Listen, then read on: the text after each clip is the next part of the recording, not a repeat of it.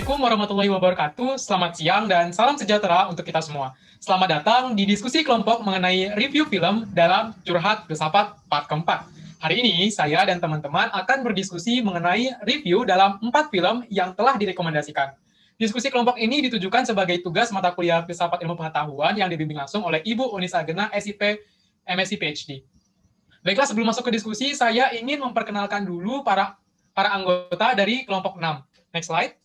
Ya, yang pertama ada saya sendiri, nama saya Muhammad Akbar sebagai moderator pada diskusi kali ini. Yang kedua ada Cindy Angelika Wijaya dengan NIM belakang 01, Dia Citra Kurniawan dengan NIM belakang 09, Ayu Atika Zahra dengan NIM belakang 032, dan Muhammad Dimas Kafi dengan NIM belakang 047. Jadi hari ini saya dan teman-teman akan mencoba untuk mereview film-film yang telah direkomendasikan berkaitan dengan materi filsafat. Ya, baiklah teman-teman. Hari ini kita akan mencari makna dan substansi filosofis dari 4 film, yaitu yang pertama ada film PK, film India, yang kedua ada film Three Idiots, film India juga, kemudian ada 2 film US, 2 film Amerika Serikat, yaitu The Inception dan Da Vinci Decode. Seringkali dalam suatu film begitu, ada sesuatu yang berusaha ingin disampaikan oleh sutradara atau pembuat cerita mengenai pesan yang filosofis.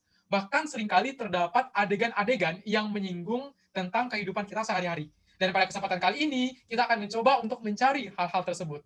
Langsung saja, tanpa berlama-lama, saya akan langsung masuk ke sesi diskusinya. Next slide. Jadi, film pertama yang akan kita review yaitu film PK. Saya akan mengundang Cindy Angelika Wijaya untuk mereview film ini. Oke, dari Cindy Angelika Wijaya, apakah sudah ada? Ya, baik. Oke, jadi sebelum itu kita masuk slide pertama dulu ya. Jadi di dalam film PK ini apa sih sebenarnya cerita singkatnya dalam film PK ini sendiri? Kepada Cindy dipersilakan. Oke, jadi secara garis besar ya, cerita dari film PK ini menceritakan tentang seorang alien yang terdampar di bumi dan tidak bisa pulang. Nah, alien ini mencoba untuk mencari bantuan, namun setiap orang yang ditemukannya di bumi itu selalu menyuruhnya untuk meminta bantuan kepada God atau Tuhan, antara itu Tuhan atau dewa. Nah, lalu ia mencoba mengikuti nih perkataannya orang-orang yang ditemui ini, dan dia mencoba menemukan siapa sih Tuhan ini sih gitu. Dan dia mencari tahu bagaimana agar permintaannya itu bisa sampai ke Tuhan, bagaimana supaya dia bisa pulang kembali. Nah, di dalam misinya tersebut, ia malah mengungkapkan sebuah kebodohan keimanan buta di dalam agama terorganisir di India saat itu. Oke, baik, saya dapat menyimpulkan bahwa review dari film ini yaitu ada seorang alien begitu terdampar di bumi dan tidak bisa pulang. Ia mencoba mencari bantuan, namun setiap orang selalu menyuruhnya meminta bantuan kepada God atau yang didefinisikan sebagai Tuhan. Dan lalu ia mencoba untuk menemukan siapa sih si Tuhan itu tadi dan mencari tahu bagaimana agar permintaannya itu sampai ke Tuhan. Dalam misinya tersebut, ia mengungkap kebodohan keimanan buta dalam agama yang terorganisir. Oke, itu adalah review singkat dari film PK ini sendiri. Lanjut slide-nya. Oke, di sini ada 2 scan dari adegan di film PK, jadi saya ingin dari saudari Cindy untuk mencoba mereview atau menginterpretasi sebenarnya apa makna filosofis yang terkandung dalam 2 adegan ini. Begitu. Kepada Cindy, dipersilakan. Baik, terima kasih Akbar. Jadi di scene pertama ini kalau teman-teman udah nonton mungkin ya, ini adalah scene di mana Jabu, perempuan tokoh yang diperankan di dalam film PK ini, Jagu namanya, itu mendapatkan telepon nyasar, jadi salah sambung. Nah, dan Jagu itu iseng mengerjai si penelpon yang nyasar ini. Nah, PK lalu mendapat penyadaran dari apa yang dilihatnya, prank yang dipul sama si Jagu ini, dia mendapat penyadaran bahwa sepertinya semua upaya berkomunikasi dengan Tuhan itu lari ke wrong number juga, seperti yang dialami oleh penelpon dengan si Jagu ini. Nah, dan bahwa ada orang yang mengerjainya juga, seperti Jagu mengerjai si penelpon. Karena itulah doanya atau upaya dia berkomunikasi dengan Tuhan itu tidak pernah dibalas. Nah, dan bahwa wahyu-wahyu yang diterima oleh para pemimpin spiritual, terutama salah satunya tokoh sentral di dalam film PK ini yaitu Tapasvi Maharaj, itu wahyu-wahyu yang diterima oleh dia itu adalah wrong number juga gitu. Nah, maka dari situlah karena terdapat telepon yang nyasar atau salah sambung begitu, maka itu membuat pemimpin-pemimpin ini atau terutama Tapasvi Maharaj ini salah dalam mengadvise publik untuk melakukan ritual-ritual yang sia-sia gitu dalam keagamaan. Nah, di sini ini terdapat kata-kata PK yang sangat menarik. Jadi dia berkata seperti ini, aku selalu bingung kenapa Tuhan itu bikin solusi yang aneh-aneh, kayak misalnya ada scene dia berguling-guling, berguling-guling lah maka aku akan menjawab doamu gitu. Terus dia langsung berpikir gitu, kayak bukankah kita ini anak-anak Tuhan gitu, masa seorang ayah itu akan menyuruh anak-anaknya untuk berguling-guling dulu supaya mendapatkan bantuan dari ayahnya. Nah, ini adalah proses rasionalisasi dan penggunaan logika oleh PK dalam menanggapi informasi yang udah didapatnya setelah itu sebelumnya gitu. Nah, makanya anjuran-anjuran mengenai ritual-ritual itu dia merasa itu tidak logis, dan itu ini yang disadari oleh PK di scene ini gitu. Nah, lalu apa kaitannya dengan pola pikir filosofis? Nah, ini berkaitan dengan penggambaran sampainya makna ke jiwa. Nah, ini telah diterangkan ya di kelas filsafat ilmu. Jadi kita lihat di sini ini data, informasi dan pengetahuan diperoleh oleh PK dari pengalamannya. Dia pergi ke masjid, dia pergi ke pura, dia pergi ke kuil segala macamnya, dia pergi ke church juga. Dan terdapat juga scene Montage dia melakukan ritual-ritual yang berbeda-beda dari setiap agama itu dalam his quest to find God gitu, untuk berkomunikasi dengan Tuhan gitu. Nah, agar doa itu bisa dijawab dengan Tuhan, karena dari semua hal-hal yang dilakukannya secara empiris itu, data, informasi, pengetahuan itu diperoleh dari pengalamannya ini, kemudian dia mengolahnya dengan akalnya dan membuat dia sampai dapat menarik kesimpulan bahwa oh ini salah gitu, oh ini wrong number, ini nyasar nih, ini berbeda gitu, ini sesat gitu misalnya gitu. Nah, itu yang termasuk ke dalam pola pikir filosofis yang ada di dalam scene ini gitu. Nah, lalu yang scene kedua ini adalah scene di mana PK itu ada TV show gitu kan. Jadi diajak Tapasi Maharaj, yaitu salah satu kalau di India penyebutannya itu gelarnya itu Godman. Godman ini seperti pemimpin spiritual yang sangat dielulukan gitu. Jadi sangat karismatik, sangat dielulukan. Salah satu tokoh sentral juga dalam film PK ini. Nah, jadi terdapat TV show yang dimana PK ini diajak berdebat dengan Tapasi Maharaj ini. Nah, lalu di adegan debat live spesial ini, Tapasi Maharaj ini ada mengatakan bahwa PK ini mengatakan, kayak sempat mengatakan bahwa Tuhan itu hilang. Ada selebaran yang kalau teman-teman nonton filmnya, ada selebaran dibagikan oleh PK, gambarnya itu entah dewa segala macam, itu tulisannya missing gitu. Jadi dia mencoba memberitahu pada publik bahwa Tuhan itu missing gitu. Nah, Tapasi Maharaj ini mengambil apa yang dilakukan PK ini, lalu dia bilang katanya, PK, Anda mengatakan bahwa Tuhan itu hilang, lalu bilang bahwa Tuhan itu menipu. Kemudian apakah Anda akan mengatakan bahwa Tuhan itu telah mati gitu? Lalu yang Anda inginkan ini apa gitu? Apakah Anda ingin dunia tanpa Tuhan? Nah, lalu dia langsung melanjutkan mengatakan bahwa apakah kau tahu bahwa orang-orang itu menderita di dunia ini gitu? Manusia itu bunuh diri, mereka tuh bunuh diri kenapa? Karena mereka tidak punya harapan. Nah, apabila sujud di hadapan Tuhan, mengoleskan abu suci, memakai jimat, mengikuti ritual keagamaan, itu memberikan mereka harapan untuk hidup, lalu lantas apa hak kamu untuk berani merenggut harapan itu dari mereka gitu? Jadi ibaratnya dia ini Tapasi Maharaj ini strengthen standingnya fungsi agama di kehidupan manusia gitu. Terlepas dari apakah ini benar atau tidak ritualnya, tapi apabila ritual-ritual ini dilakukan dan orang yang melakukannya itu merasakan ada harapan untuk hidup, secara fungsional itu ada gitu, lalu apa haknya untuk merenggut fungsi ini dari kehidupan manusia gitu. Nah, pernyataan dari Tapasi Maharaj ini sejalan dengan teori kebenaran pragmatisme. Nah, kalau teman-teman udah ngikutin diskusi mandiri kita kan ya, ada yang dijelaskan dengan teori pragmatisme yang menyatakan bahwa benar tidaknya suatu dalil, suatu teori, sesuatu itu tergantung pada berfaedah atau tidaknya hal tersebut gitu bagi manusia. Nah, di sini landasan dari perkataan penjelasan dari Tapasi Maharaj itu adalah itu gitu, karena agama itu secara fungsional itu berfungsi gitu bagi kualitas hidup manusia. Nah, maka apabila kepercayaan pada Tuhan dan mengikuti ritual agamawi itu memberikan fungsi yang nyata berupa harapan bagi manusia untuk tetap hidup, maka kepercayaan dan agama itu benar. Nah, ini adalah landasan teori dari pernyataan Tapasi Maharaj di scene ini gitu. Ya, pemaparan yang sangat luar biasa dari interpretasi terhadap scene-scene yang sudah dipaparkan di slide ini. Oke, jadi menurutmu nih, Sin, kira-kira pesan filosofis apa sih yang mau disampaikan dari film ini? Iya, jadi yang aku tangkap secara personal ya, nonton film ini itu sangat groundbreaking sih sebenarnya, kayak mind blowing juga.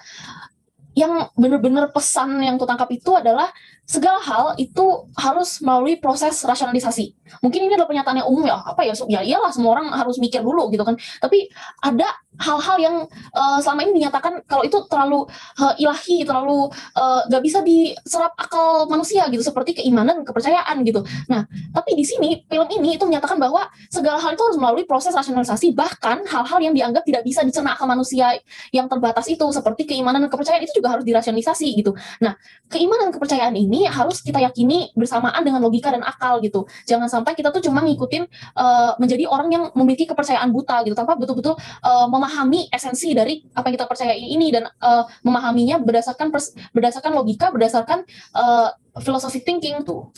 Itu sih yang aku dapat dari film ini. Ini film yang sangat bagus sih.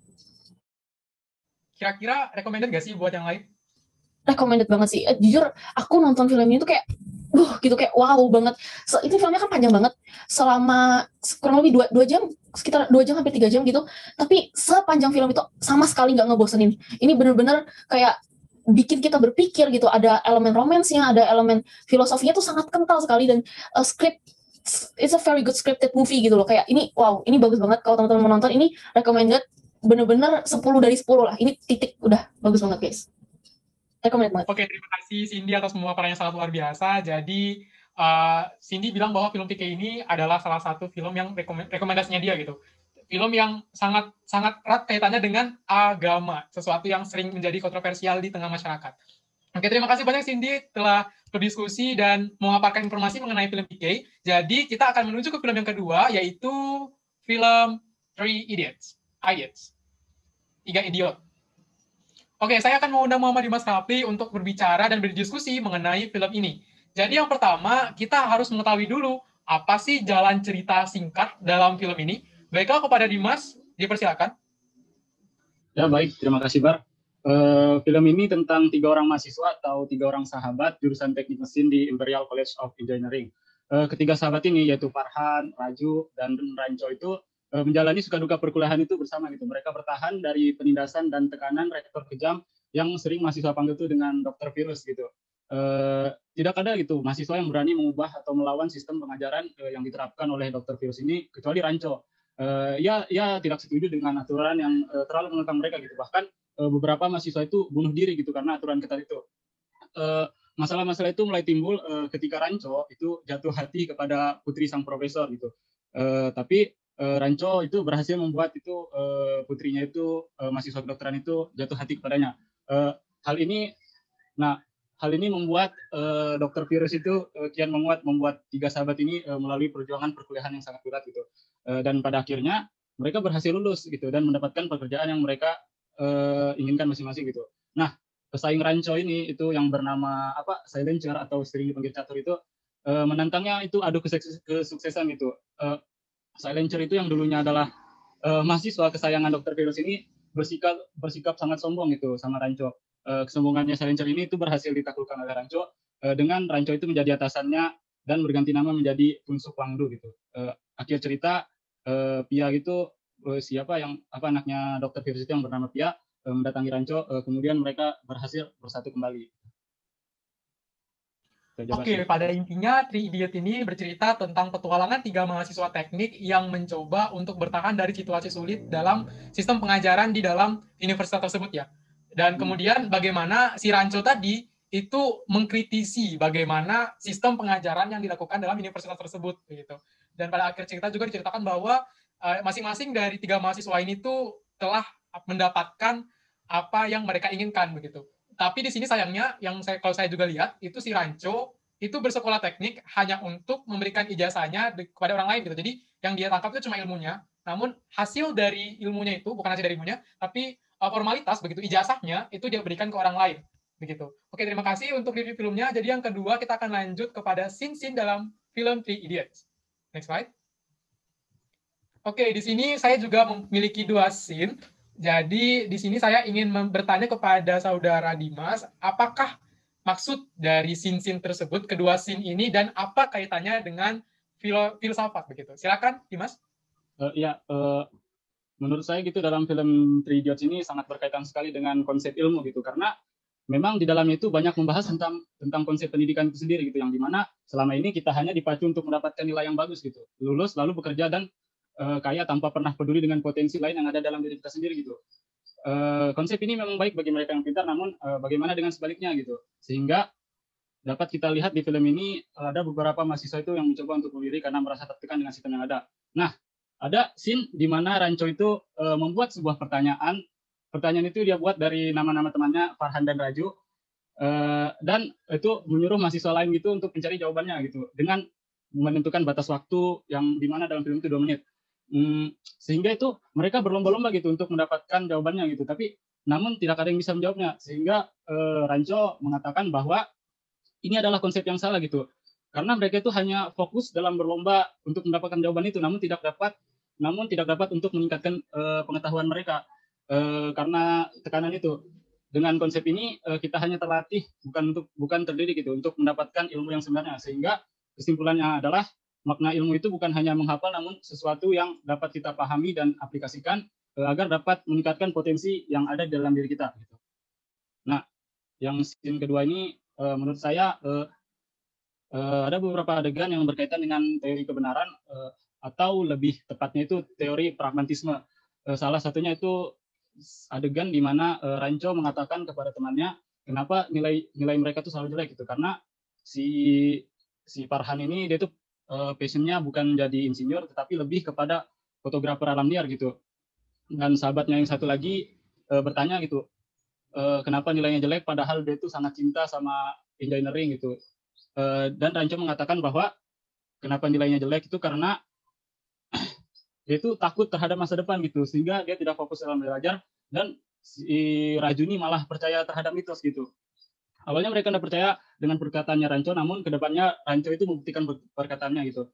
Dan dua sahabatnya ini menjadi orang yang sukses berkat saran dari Ranco itu gitu. Farhan menjadi seorang fotografer alam dan Raju itu membuang mitosnya dan diterima di perusahaan ternama. Nah, hal ini itu sangat berkaitan dengan teori kebenaran atau lebih tepatnya teori pragmatisme yang dimana kebenaran suatu pernyataan itu diukur dengan kriteria apakah pernyataan tersebut bersifat fungsional dalam kehidupan praktis manusia. Itu aja, Bar. Ya, baik. Terima kasih atas pemaparannya. Jadi, dari semua pemaparan tersebut, sebenarnya apa sih pesan yang berusaha ini disampaikan dalam film ini? Silakan kepada Dimas. Pesannya itu dalam film ini banyak ya. Saya cuma bisa menyampaikan 3 pesan. Itu yang pertama itu nggak perlu takut jadi diri sendiri gitu. Apa yang hati kita suka lakukanlah karena kesempatan hidup itu nggak datang 2 kali. Si Farhan ini yang sangat antusias pada dunia fotografi alam liar, tapi dia itu nggak bisa meyakinkan ayahnya gitu yang sangat ingin Farhan ini menjadi lulusan engineering gitu. Akibatnya Farhan belajar dalam tekanan dan nilainya itu selalu kurang bagus. Tapi Ranco ini akhirnya berhasil meyakinkan Farhan untuk mengambil profesi yang sesuai minatnya gitu. Hasilnya di kemudian hari itu Farhan berhasil menjadi seorang fotografer alam liar terhebat. Nah, dari kisah Farhan ini kita belajar bahwa bukan materi yang membuat manusia bahagia, tetapi kedamaian hati. Nah, pesan yang kedua itu cintailah apa yang kamu lakukan gitu, bukan karena tuntutan penilaian atau ingin mengejar materi. Nah, seperti Raju dan Farhan itu mereka heran gitu karena Ranco selalu berhasil meraih nilai tertinggi di kampus gitu. Ternyata kuncinya itu adalah belajar karena kamu itu mencintai ilmu, bukan karena mengejar ijazahnya atau materinya gitu. Ingatlah bahwa perjuangan menimba ilmu itu bukan tentang mendapatkan angka atau nilai, tetapi untuk mengejar impian gitu. Pesan yang ketiga itu all is well. All is well. Segenting apapun kondisimu, yakinkanlah itu semua akan baik-baik saja. Saat masalah menerpa hidupmu, katakanlah dengan yakin pada diri sendiri sambil menepuk dada itu all is well, all is well. Pesan inilah yang disampaikan Ranco saat teman-temannya itu merasa takut dan gelisah gitu. Sepanjang film ini, kita itu pasti bakal sering mendengar kalimat ini gitu. Kalimat ini mungkin nggak bisa menyelesaikan masalah, tapi setidaknya hati kita itu mendapat suntikan keberanian untuk kembali bangkit dan menghadapi dunia. Lakukan saja yang terbaik dan serahkan hasilnya pada Tuhan. All is well. Itu aja, Pak. Oke, terima kasih. Nah, menurut Dimas nih, ini recommended nggak sih filmnya buat yang lain? Recommended banget, Pak. Aku aja nontonnya itu sedih, nah sampai nangis.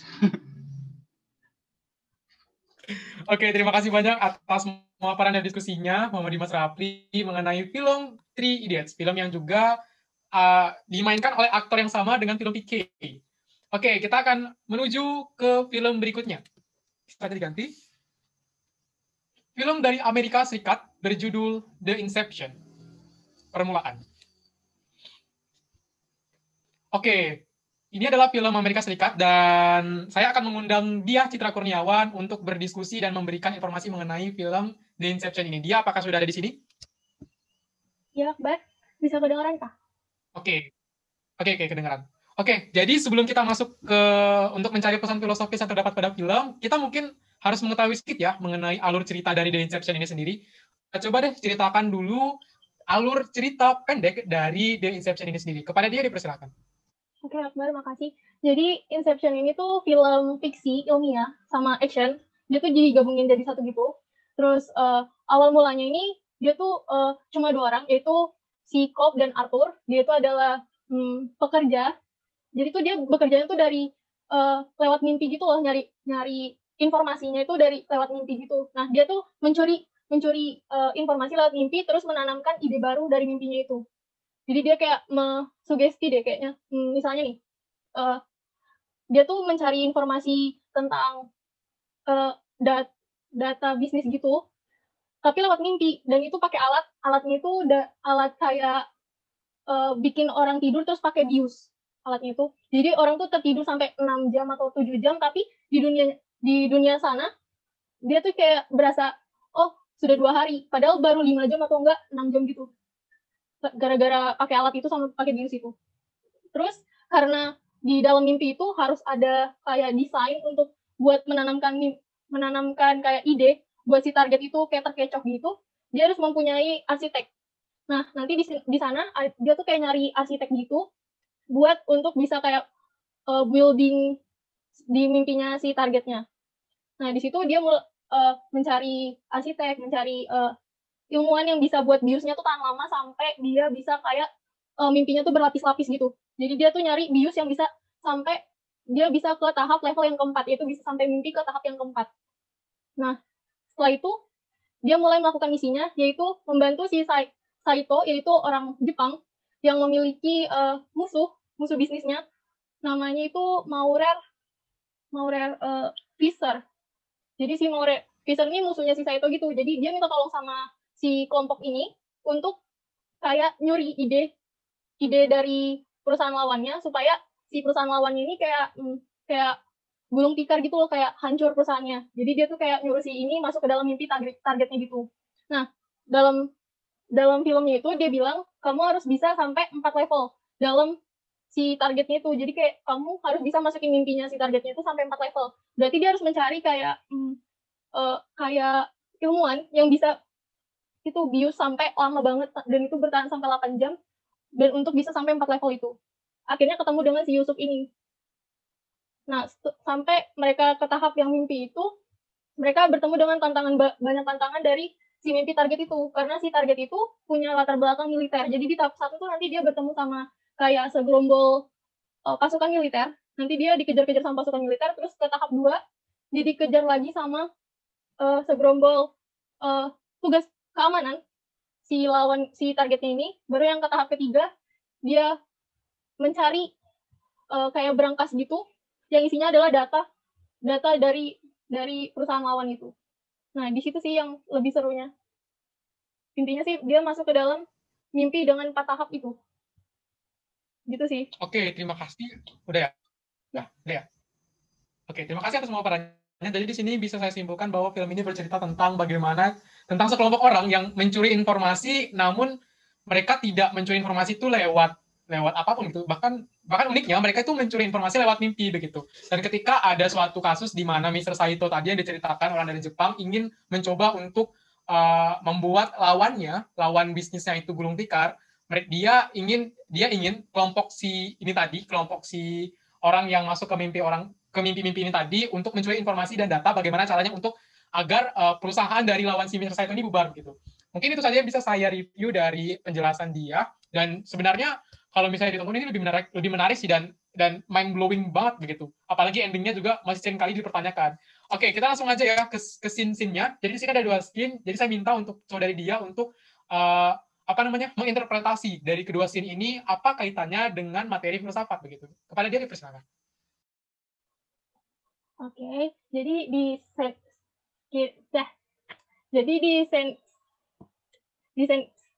sebentar guys, kenapa lidahku ini? Jadi di scene ini tuh, kalau kalian yang udah nonton nih, scene dimana mereka masuk ke mimpinya si targetnya itu. Sebenarnya ini nih, sebenarnya kalau kalian lihat scene 1 tuh nyambungnya ke si yang ini nih. Yang dia tuh, yang dia tuh sebenarnya tuh ada dalam mobil, tapi di pikirannya mereka tuh mereka ada dalam ruangan. Nah, jadi tuh mereka tuh kayak apa ya? Kayak mencoba menanamkan pikiran ke si targetnya ini, di mana mereka tuh kayak mengasih ide kamu tuh ada berada di sini gitu loh. Ngerti nggak ya? Jelasannya kayak gitu. Nah, terus Intinya setiap masuk mimpi itu waktunya berbeda-beda. iya waktunya Iya kan? berbeda-beda. Waktunya berbeda-beda. Terus padahal tuh kayak mereka tuh berpikirnya udah kayak 2 hari atau 3 hari, padahal mereka tuh kayak baru 2 jam atau nggak 3 jam. Jadi kayak zona waktunya tuh beda gitu loh. Terus water tempatnya juga yang ngedesain tuh timnya si Kop ini, bukan si targetnya itu. Jadi si timnya tuh ada satu orang, jadi tuh dia arsitek, jadi tuh dia yang buat kayak tempatnya tuh seakan-akan mereka tuh ada di ruangan gitu loh. Nah, lanjut. Jadi nih di adegan ini pokoknya mereka tuh nyari misi di mana si bunkernya tuh berada. Pokoknya dia tuh ngorek-ngorek apa informasi terus sampai dia ke tahap yang keempat.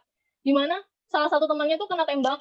Jadi tuh ada scene di mana dia tuh kena tembak sama kayak pasukan militer gitu. Kayak kena tembak gitu, terus dia nggak boleh keluar dari mimpi itu. Karena kalau misalnya dia keluar dari mimpi itu, yang pertama dia nanti jadi amnesia. Yang kedua nanti dia bakalan kayak tidur selamanya gitu loh. Karena biusnya ini harus bisa sampai 8 jam. Jadi dia nggak boleh keluar kalau misalnya waktunya belum 8 jam. Nanti dia bisa kayak amnesia, baru bisa jadi kayak lumpuh. Jadi efek sampingnya tuh banyak gitu. Terus endingnya nih masih jadi kayak banyak yang itu loh, kayak berpikir ini endingnya kayak mana ya? Apa si Kop ini masih di mimpinya si targetnya itu, atau ada di mimpinya dia, atau dia udah kembali ke dunia nyata. Jadi tuh kayak masih gantung gitu loh guys. Jadi kayak kita tuh disuruh berpikir di mana arah endingnya gitu. Nah, kalau dikaitkan dengan teori kebenaran atau filosofi, itu tuh mimpi itu bisa dikatakan jadi teori kebenaran korespondensi, yaitu teori yang memiliki pandangan bahwa pernyataan-pernyataan adalah benar jika berkorespondensi terhubung terhadap fakta atau pernyataan yang ada di alam atau objek yang dituju. Jadi di adegan yang itu tadi yang aku ceritain itu kita bisa alami dirinya atau nggak sih, kayak misalnya nih kita tidur, terus kita mimpi tuh kita kayak ada di kolam berenang, ya nggak sih, kayak baru ternyata pas kita lihat ternyata kita masih di kasur, atau enggak kayak kita mimpi lagi di toilet, ya kan, padahal kita nggak di toilet, kita tuh kayak lagi ya kita jadi ngompol gitu loh di kasur, padahal itu kita nggak di toilet gitu loh, ya nggak sih, kayak sering nggak sih kalian kayak gitu. Itu sih salah satu contohnya itu yang bisa dihubungkan dengan dunia nyata gitu. Terus ada juga baru kalau misalnya nih bangun tidur, kan ada salah satu scan itu ada cara bangunin mereka dari mimpinya itu dengan cara dihentakin gitu, kayak didorong ke belakang, jadi mereka bisa terbangun gitu. Nah itu kalau di dunia nyata kan juga kayak gitu kan, kalau kita dibangun kayak dipukul-pukul pelan-pelan tuh pasti kita langsung kaget, langsung terbangun. Jadi itu kayak relate sama kehidupan nyata kita gitu. Nah itu sih kalau aku tangkap. Oke, terus pesan yang berusaha untuk disampaikan dalam film ini apa menurut dia? Sebenarnya pesannya banyak sih, cuman ada satu sih yang kayak bikin aku kayak pengen aku sampaikan gitu. Jadi ada scene di mana tuh si Kop ini tuh kayak merasa bersalah sama istrinya karena buat istrinya tuh jadi meninggal di situ. Nah terus dia jadi kayak dia tuh merasa bersalah sampai akhirnya tuh dia nggak bisa lepas dari pemikiran kalau dia yang bunuh istrinya, padahal enggak, itu cuma kayak pemikirannya dia gitu. Padahal bukan dia yang bunuh istrinya. Nah jadi pesan yang diambil tuh jangan mengubur masalah yang belum terselesaikan. Jadi si Kop ini kan mengubur penyesalannya mendalam dan rasa bersalah di bawah alam sadarnya dia dan menciptakan sebuah penjara yang membuat masalahnya masuk dan mengusingnya. Jadi dia tuh kayak merasa istrinya tuh masih hidup gitu loh guys. Jadi dia tuh kayak ngunci di pikirannya kalau istrinya tuh masih hidup. Sebenarnya nih kayak filmnya ini membuat kita berpikir sih lebih banyak kayak apa sih pesannya sebenarnya kayak gitu. Jadi kayak pesan sesungguhnya tuh masih belum ada gitu dari film ini. Oke, dengan segala udah belum? Ya udah. Oke. Dengan segala kerumitan dari film ini, recommended nggak sih film The Inception ini kalau ditonton dengan teman-teman yang lain? Kalau kalian yang suka kayak film yang teka-teki banget, kayak sampai ini ngapain sih, ini adegannya habisnya apa sih, kayak gitu, kalian harus nonton ini sih. Karena tuh kayak bener-bener mikir dari awal, terus kayak kalian skip, kayak di apa namanya, kayak skip gitu, kalian nggak akan tahu tuh awalnya tuh gimana gitu. Pokoknya film ini seru sih. Cuman ya itu harus berpikir bener-bener dalam untuk tahu film ini. Oke, Gitu sih, Bang. terima kasih dia atas pemaparan informasi dan diskusinya mengenai film The Inception. Sepertinya memang film yang rumit sekali ya, kalau misalnya kita lihat dari pemaparannya. Oke, kita langsung saja menuju ke film terakhir, yaitu film Da Vinci Decoding. Silakan diganti slide-nya.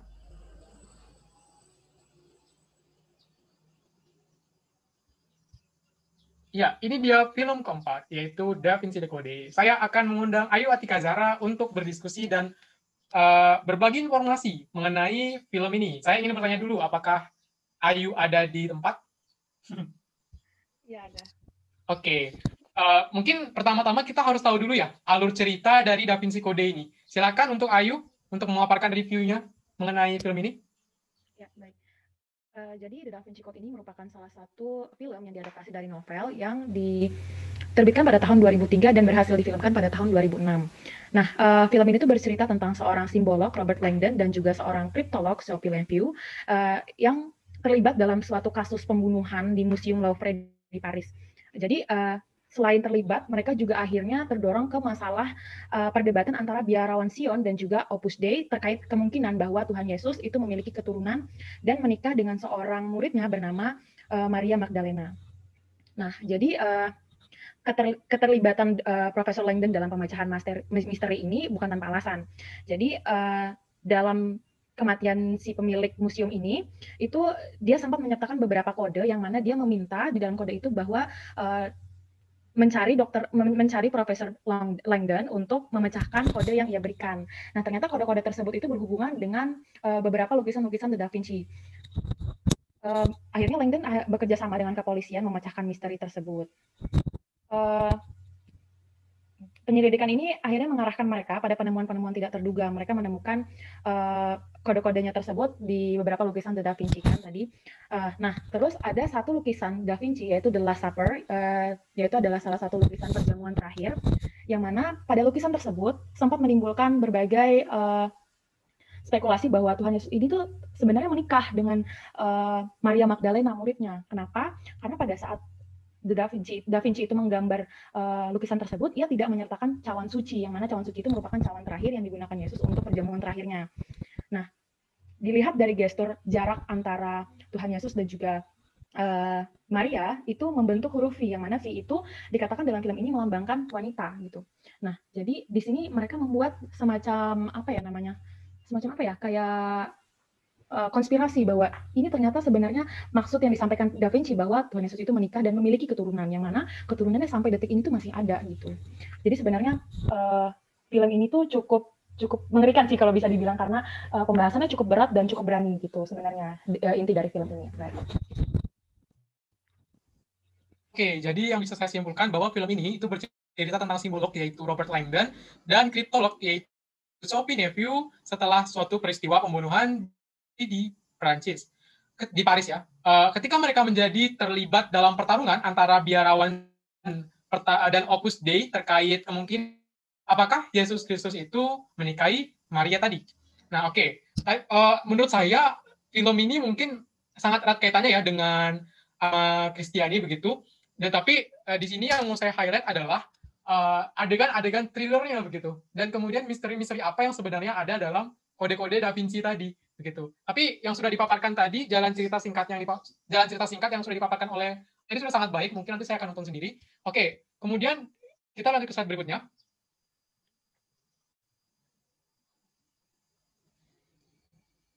Halo? Next slide. Oke, di sini kan ada dua scene yang kurang lebih sama. Jadi gimana caranya scene ini tuh bisa berhubungan dengan materi filsafat begitu. Untuk saudari Zahra, Ayu dipersilakan. Ya, baik, makasih Akbar. Jadi seperti yang teman-teman semua lihat di sini ada scene 1 dan scene 2 yang mana keduanya juga berhubungan. Nah, dalam film ini ada sebenarnya beberapa adegan yang menurut saya berkaitan dengan konsep ilmu.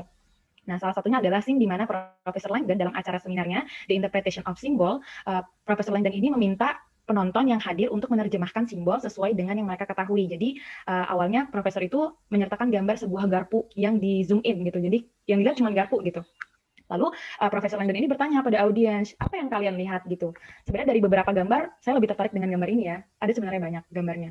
Lalu audiens menjawab bahwa itu adalah lambang iblis, bahwa itu adalah lambang sebuah kejahatan gitu. Nah, ternyata ketika di zoom out, gambar tersebut bukan gambar iblis, bukan juga gambar yang menunjukkan bahwa itu adalah kejahatan, tapi merupakan gambar Trisula milik Poseidon yang merupakan simbol kekuasaan bagi jutaan orang kuno pada saat itu. Nah, jadi kalau bisa disimpulkan ya, berarti maksud dari film ini adalah kita tidak bisa gitu melihat suatu simbol atau gambar itu sebagai sesuatu yang buruk terlebih dahulu. Kita harus cari dulu ini simbol apa, terus kita harus cari tahu dulu konsepnya, maksudnya apa gitu loh. Jadi sebenarnya itu sih yang berusaha disampaikan dalam film ini. Nah, sama seperti juga yang menurut saya ada beberapa dari film ini tuh yang bertentangan dengan teori kebenaran ajaran Kristen. Adalah dalam ajaran Kristen cawan suci itu adalah cawan yang digunakan Yesus untuk minum anggur pada perjamuan terakhir, lalu membagikan anggur tersebut pada muridnya. Nah, cawan suci itu juga digunakan untuk menampung darah Yesus saat disalib. Nah, menurut salah satu informan yang merupakan seorang pendeta, esensi dari perjamuan terakhir adalah anggur yang diminum Yesus dan murid-muridnya, bukan cawan yang digunakan untuk meminumnya. Jadi sebenarnya tidak ke situ maksud lukisannya kan. Nah, sementara Maria Magdalena dalam novel The Da Vinci itu disebut sebagai perempuan suci yang menikah dengan Yesus. Jadi film itu sebenarnya banyak menimbulkan semacam apa ya, pikiran-pikiran yang aneh gitu, nggak sesuai dengan kenyataan gitu.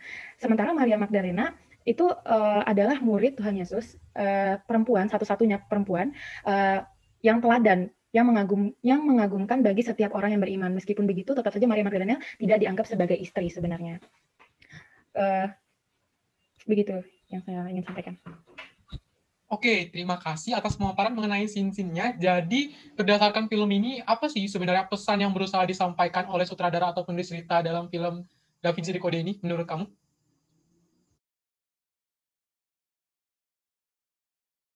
Ya, Akbar, bisa diulangi? Pesan apa sih? Intinya ya, pesan apa sih yang ingin disampaikan dalam film ini? Nah, kalau dari saya pribadi mendapatkan pelajaran bahwasanya sebelum kita mempercayai atau menyimpulkan sesuatu, alangkah baiknya kita mencari terlebih dahulu data dan teori-teorinya. Nah, film ini tuh dapat dengan mudahnya mengguncang iman umat Kristiani, karena menurut saya dia banyak menimbulkan asumsi-asumsi yang tidak benar gitu. Jadi kalau misalnya kita lemah iman, kalau kita tuh nggak ada rasa ingin cari tahu yang tinggi, kita akan dengan mudah terguncang dan percaya dengan film ini. Begitu sih kalau dari saya pribadi.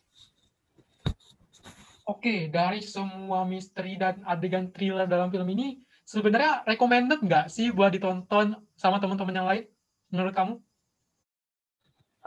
Itu dia sih sebenarnya yang saya perdebatkan dari tadi. Apakah ini bagus untuk disarankan untuk ditonton? Cuman boleh sih teman-teman mau nonton ini, cuman lebih baik kita punya pengetahuan terlebih dahulu, punya kekuatan iman dulu sebelum kita menonton film ini. Jangan sampai film ini malah membawa kita ke jalan yang sesat gitu. Jadi harus dipikirkan baik-baik terlebih dahulu. Bagus kok filmnya. Gitu. Oke, terima kasih Ayu Atika Zara atas pemaparan dan informasinya mengenai film terakhir kita, yaitu Da Vinci Code. Baiklah teman-teman, berakhirlah sudah sesi diskusi mengenai review film filsafat pada hari ini. Semoga dapat bermanfaat dan dapat menginspirasi teman-teman semua. Saya Muhammad Akbar, selaku moderator pada diskusi kali ini, mengucapkan terima kasih banyak telah menonton, dan kami juga memohon maaf apabila terdapat kesalahan selama diskusi ini berlangsung. Saya Muhammad Akbar, pamit undur diri, dan teman-teman yang dan terima kasih juga buat teman-teman yang sudah bergabung pada forum diskusi hari ini. Wassalamualaikum warahmatullahi wabarakatuh. Selamat siang. Thanks for watching. Bye.